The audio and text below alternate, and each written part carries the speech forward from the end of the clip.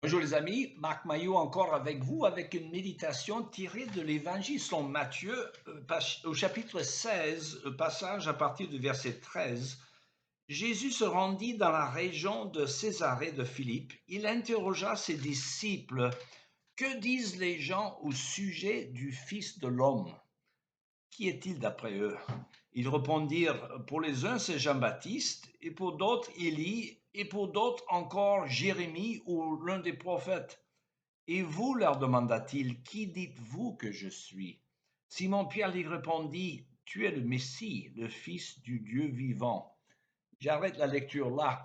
Vous savez que, d'ailleurs, je devrais préciser que ces remarques sont largement inspirées d'une méditation par nos frères John Stonestreet et Casey Leander, de l'association chrétienne américaine qui s'appelle Breakpoint. Alors, et voilà, comme quelques réflexions tirées de leurs réflexions. Un thème puissant mais subtil à travers les évangiles, surtout dans les récits de la naissance du Christ, est celui du pouvoir des noms.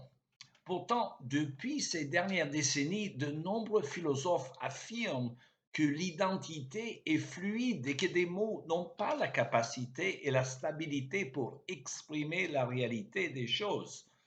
Ainsi, dans la culture moderne, les mots sont conçus comme des camouflages de la réalité et non pas sa révélation.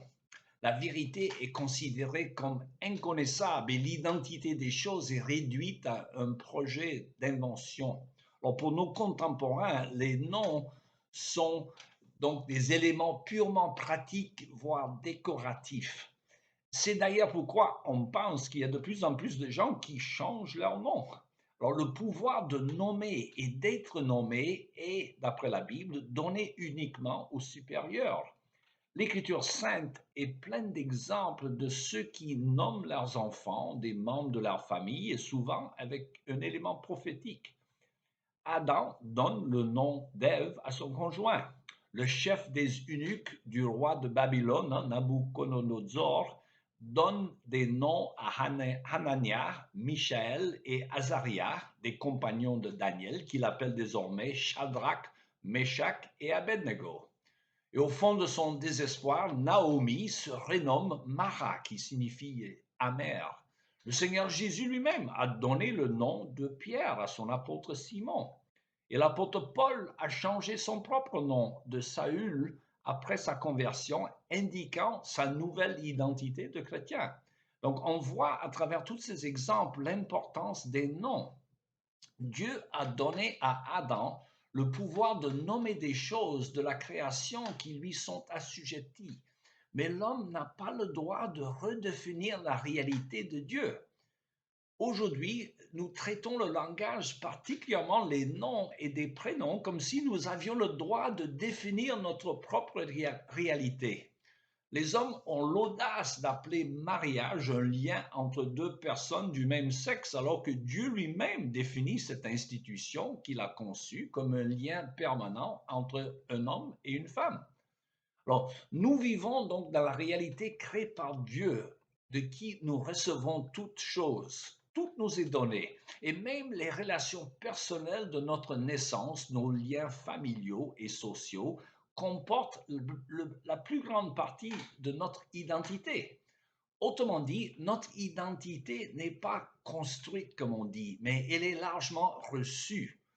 Pour la grande majorité des gens, notre nom est le deuxième cadeau que nos parents nous donnent après la vie elle-même.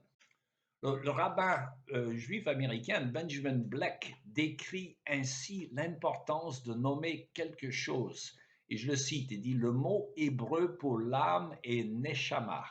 Et au milieu de ce mot, les deux lettres shin et mem en hébreu qui font le mot shem qui signifie nom, N-O-M en hébreu. Votre nom est donc la clé de votre âme. Alors, pour les êtres humains, les noms ne sont pas seulement une collection de lettres, mais une manière d'affirmer l'identité et la valeur, voire l'histoire de quelque chose. Les mots ont un sens. Cela vient du fait que Dieu a utilisé des mots pour susciter la création. Il dit et la chose fut, que lumière soit, et lumière fut. Ainsi, selon le rabbin Blech, la première phrase de la Bible finit avec le premier nom qui n'a jamais été donné, le mot lumière. Hein. Alors, le récit de la naissance du Christ chez Matthieu inclut des détails uniques sur Jésus. Un ange du Seigneur est apparu à Joseph, le fiancé de Marie, et lui dit, Joseph, descendant de David, ne crains pas de prendre Marie pour femme, car l'enfant qu'elle porte vient de l'Esprit Saint. Elle donnera naissance à un fils et tu l'appelleras Jésus. C'est lui, en effet, qui sauvera son peuple de ses péchés. Tout cela arriva pour que s'accomplisse cette parole du Seigneur transmise par le prophète. Voici la jeune fille vierge sera enceinte, elle enfantera un fils que l'on appellera Emmanuel, qui veut dire Dieu est avec nous. Alors notez bien que l'avènement du Messie était annoncé par l'emploi de trois noms. Comme son père adoptif, Joseph, il est un fils de David. Jésus n'est pas un personnage mythique, hein, mais il est pleinement humain, un descendant du peuple d'Israël dont l'histoire comporte du bien et du mal. Hein. Il est descendant de la prostituée Rahab, mais comme de la belle-fille fidèle qui était Ruth.